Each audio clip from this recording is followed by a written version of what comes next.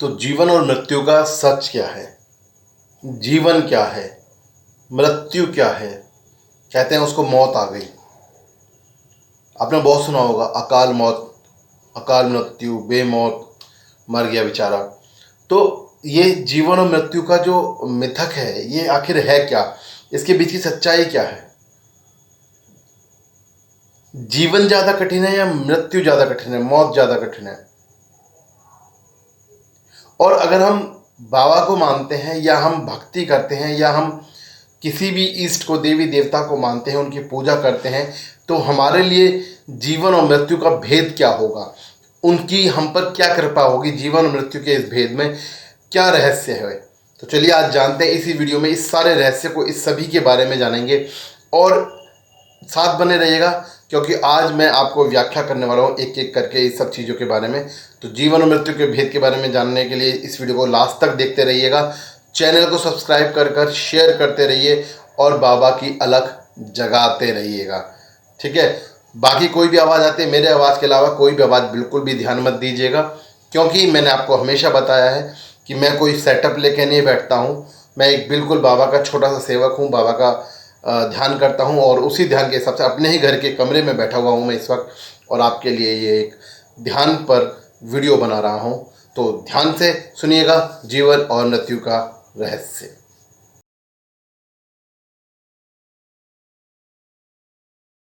जय गुरु गोरखनाथ, जय हो जहारवीर महाराज की, बागड़ की सरकार की जय, धाम आहार की जय, जय जय मेरे गुरु महाराज गुरु गोरखनाथ की जय।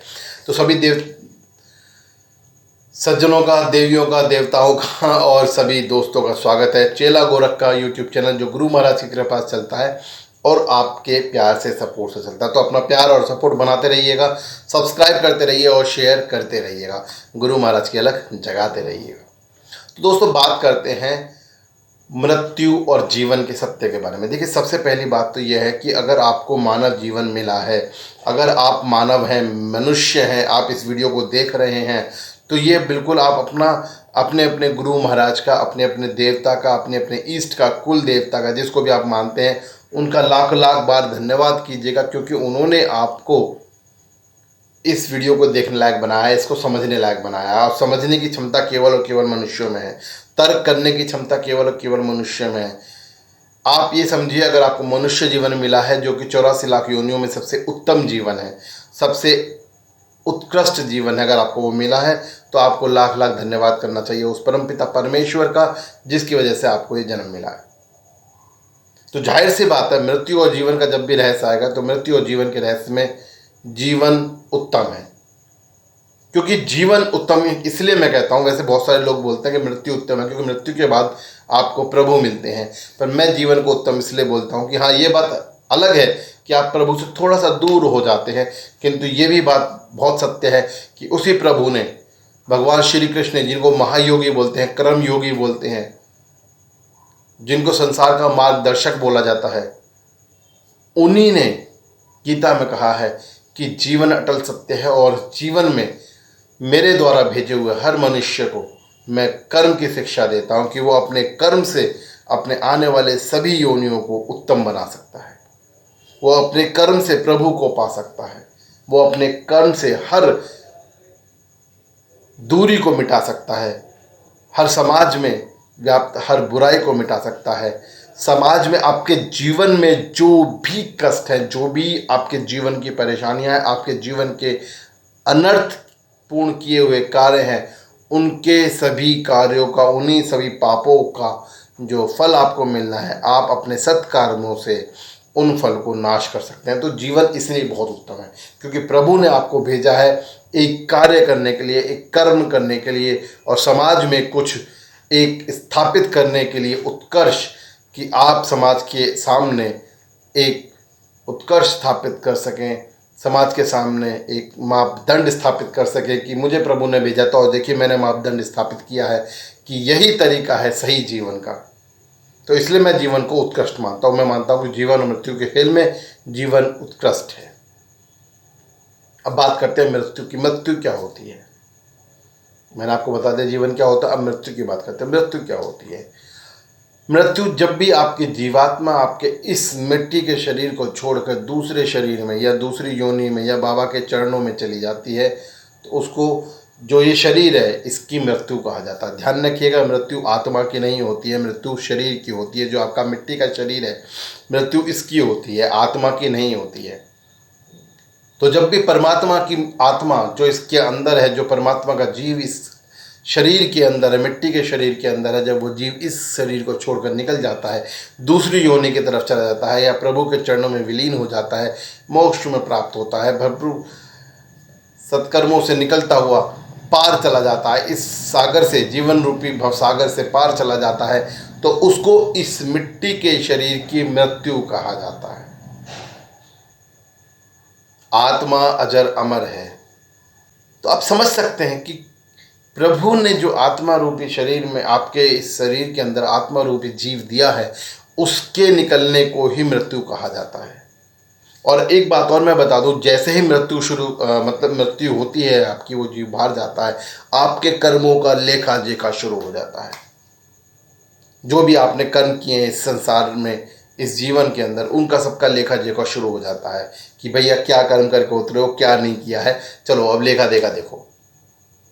क्योंकि उन्हीं कर्मों के आधार पर आपका नव जीवन तय होता है, निश्चित होता है। उन्हीं के आधार पर आपको आगे के शरीर का निर्माण क्या होना है वो निश्चित होता है। तो ध्यान से यह बात रखिएगा, जीवन और मृत्यु के भेद में जीवन उत्कृष्ट है, मृत्यु द्वितीय स्थान पर आती है। और मैं एक बात हमेशा बोलता हूँ कि भैया जब जीवन मिला है आपको, मानव जीवन मिला है, तो इस मानव जीवन का लाभ उठाइए, प्रभु की स्तुति कीजिए, आराधना कीजिए, साधना कीजिए, भक्ति कीजिए, जिसकी भी चाहे भक्ति कीजिए, साधना कीजिए, आराधना कीजिए, पूजा कीजिए, पर कीजिए और अपने जीवन को सफल बनाइए। और यहाँ पर मैं एक बात स्पष्ट रूप से कहना चाहता हूँ कि भैया कर्म रूपी जीवन है हमारा। साधना भक्ति आराधना का मतलब ये नहीं है मैं आपसे ये कह रहा हूँ 24 घंटे बैठ जाओ बस बाबा बाबा बाबा करते हो। मैंने अभी एक हमारे भक्त का किसी का फ़ोन आया था मेरे पास, मुझे याद है, उन्होंने कहा कि भाई सफलता के लिए क्या करना चाहिए। तो मैंने कहा मैंने कि भैया आप कोई मंत्र बता दो गुरुजी। तो मैंने कहा मैंने देखो, मंत्र की बात जहाँ तक आती है, सफलता के लिए मंत्र की बात जहाँ तक आती है, तो मैं आपको एक बात स्पष्ट कर देना चाहता हूँ कि मंत्रों से केवल आप तर्क पा सकते हैं, आप शक्ति पा सकते हैं किसी कार्य को करने की, आपका वो कार्य आसानी से हो जाएगा, किंतु कार्य आपको करना पड़ेगा। आप घर में बैठ जाएंगे, गुरु गोरखनाथ जी या बाबा महाराज जी या गणपति महाराज जी या हनुमान बाबा, जिसको भी आप मानते हैं, आप कहो कि बाबा जय जय बाबा की, पैसा दे दे बाबा की, जय जय बाबा की, पैसा दे दे बाबा की, तो आपके पास पैसा नहीं आने वाला। भैया कर्म आपको करना पड़ेगा, क्योंकि हर देवी देवता, हमारे सनातन धर्म में कहा गया है कर्म प्रधान जीवन है, भैया कर्म करना पड़ेगा। तो इसलिए मैं जब कहता हूँ कि भक्ति साधना आराधना करनी है, इसका मतलब आपको वो समय जो अपना कर्म का समय, उसके साथ साथ इसको भी समय देना है। इससे आपका जीवन उत्कृष्ट हो जाएगा, आपकी मृत्यु निकृष्ट हो जाएगी और आप एक उच्च जीवन में, एक उच्च स्तंभ पर इस संसार में एक आधार रख के जाएंगे और आपका जीवन अनुकरणीय हो जाएगा। तो दोस्तों, आप लोगों के लिए एक सवाल छोड़े जा रहा हूँ यहाँ पे मैं आज इस वीडियो के अंदर। सवाल का जवाब कमेंट्स में जरूर दीजिएगा। मैं आप सवाल छोड़ देता हूँ आपके पास कि दोस्तों आप ये बताएं मुझे कि जीवन और मृत्यु का जो एक खेल है, मैंने बताया है जीवन उत्कृष्ट है, मृत्यु निकृष्ट है। आपकी सोच क्या कहती है? जीवन और मृत्यु के इस खेल में जीवन पहला है या मृत्यु पहला है? चलिए अपने कमेंट्स दे दिया देखिएगा, मैं बहुत गौर से पढ़ता हूँ आपके कमेंट्स। आप क्या कहना चाहते हैं, आप क्या लिखते हैं और आपकी सोच क्या कहती है, मुझे बहुत अच्छा लगता है उन कमेंट्स को पढ़ने के बाद। और जैसे भी उन पर मैं आगे प्रतिक्रिया कर पाऊँगा, मैं वीडियो बना के ज़रूर प्रतिक्रिया करूँगा। गुरु महाराज झारवीर महाराज, गुरु गोरखनाथ, आप सभी पर अपनी अपनी कृपा दृष्टि बनाएं, ऐसा मेरा मानना है और ऐसी मेरी आशा है। गुरु गोरखनाथ की कृपा से इस चैनल को सब्सक्राइब करके शेयर ज़रूर कीजिएगा और बाबा की अलग जगाइएगा। तो आज ये वीडियो थी जन्म और मृत्यु के संघर्ष पर, उसके अर्थ पर। जय बाबा की।